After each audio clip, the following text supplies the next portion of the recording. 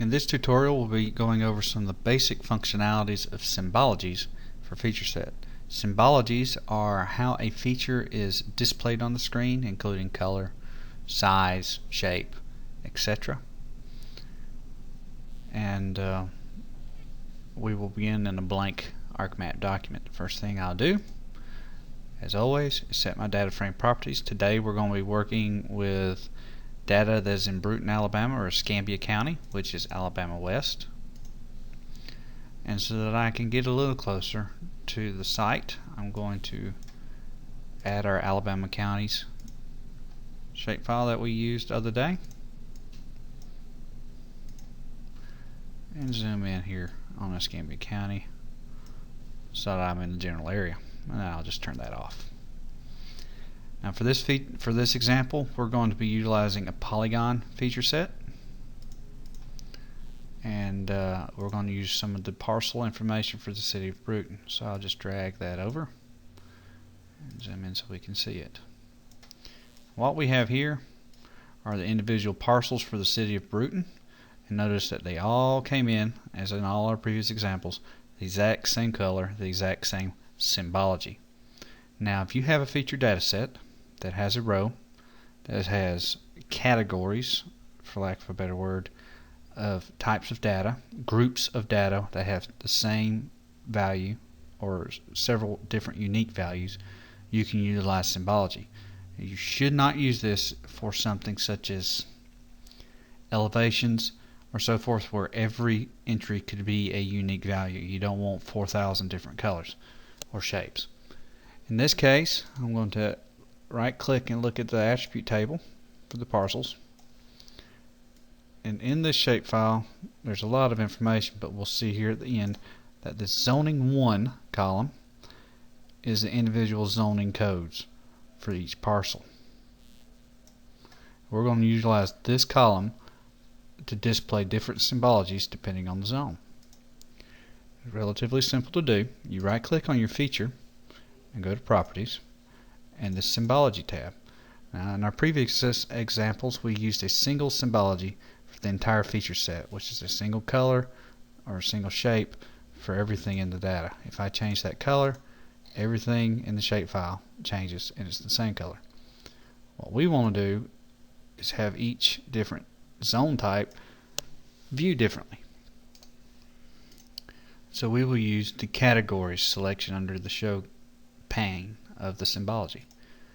Under categories you have 3 different ways of doing symbologies, categorical symbologies. Unique values, which is unique values in a single field, or you can use unique values for many fields, which allows you to match up different types of fields. Let's say if you had highways and a column that was number of lanes, you could have all highways that are 6 lanes and 8 lanes viewed differently rather than just all highways be. It depends on what all you want to see and how much data you have. For our example, we're going to use the unique values, and we're going to select that zoning 1 column that we looked at before. When you select it, it looks as if nothing happened. Now we have to populate this pane with the values that are in our feature set. There are 2 ways of doing that. You can either add everything at once or add individual values. I'll show you the individual values first. You click the Add Values button, and it will hit the complete list just to be safe. And you see here that it lists all of the different entries that are in that column. And I see here that there's a null value. And if you wanted to view only the B2s or the B2s as a color and everything else be a single color, you could select B2 and notice that only B2 is here and all others. If we did that, only the B2s are a different symbology and everything else is a single color. But let's make each category its own color. So we'll just hit the Add Values, and notice that it populated with all the values, and each value has a different color. Here I see that we have some entries somewhere that have not been assigned a zoning. Rather than have a 0 value, I'm going to remove that and allow it to be taken care of by the all other values. Another caveat is that the entry that was in that column is automatically placed in the labels. I could come over here and call this business 1 if I wanted to, and so forth. And we'll get into what these labels are used for on a different example. So I'm just going to leave it on B1 for now. But I am going to change all other values to unknown. Now, you see here that it went ahead and populated each value with a different color. Up here under color ramps, you have several pre-programmed color ramps. Thematics for blues, or thematics from blue to red, and so forth. You can utilize any of these that you want. I will use the first one because each value is a unique value. If for some reason, like these two look relatively similar, or if you have two colors that are too close together, so once you get more than 4 or 5 different symbologies, you begin using shades of the color rather than unique values such as yellow, red, and blue, and green. So you end up using shades, and sometimes the shades can be too close to be seen once you print them. You can just simply double click on it and you can change the color to whatever you want it to be. And it just changes. Now when I hit the apply or the OK button, you'll see that all of these parcels are going to change. And now each different category is a different color. So let's come over here and let's make these unknown values bright red so that I can see them. It's Mars red here. And I see here, looks like I might have that color twice.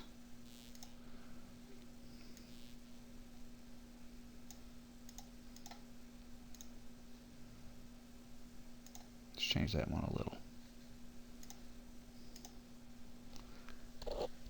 And you can see that these values over here, if I query them using the identify button, drag that over so you can see it, you'll see that that zoning column is empty for each one of these. So I'm going to edit the feature data set, and since the parcel right next to it is an R1 and all around it is R1, it's reasonable assumption to say that these are R1s. So let's edit the feature.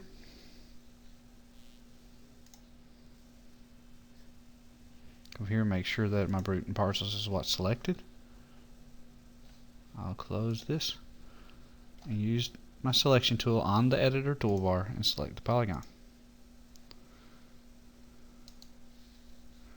Open up our table, and for the purposes of this editing I'm going to dock it just so we've got it. We're going to filter the table like I showed you before to show only what's selected. So only this polygon is showing.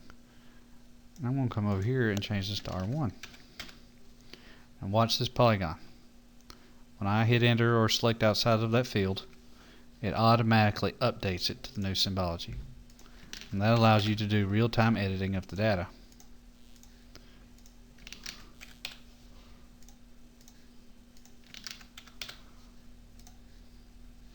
And we'll end this editing session.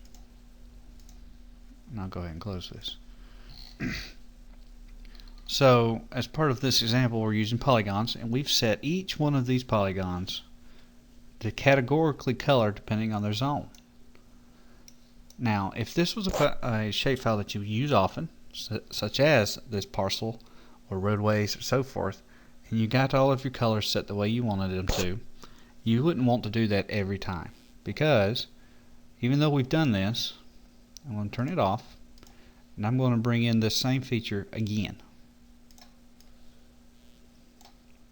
Notice that it did not save that symbology. They are all the same color, just like they were when we first time we brought them in.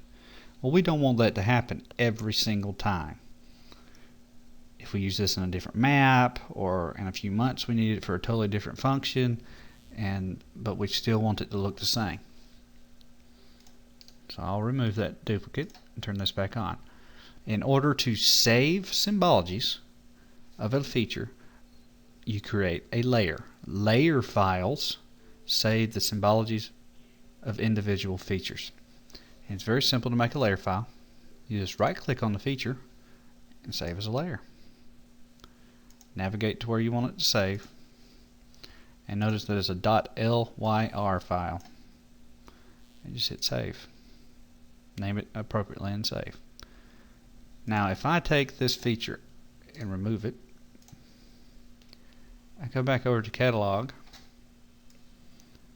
and I see that that layer file we just made, the symbol is a layer file, is here. If I drag it and put it back in the map, all of our symbologies are saved.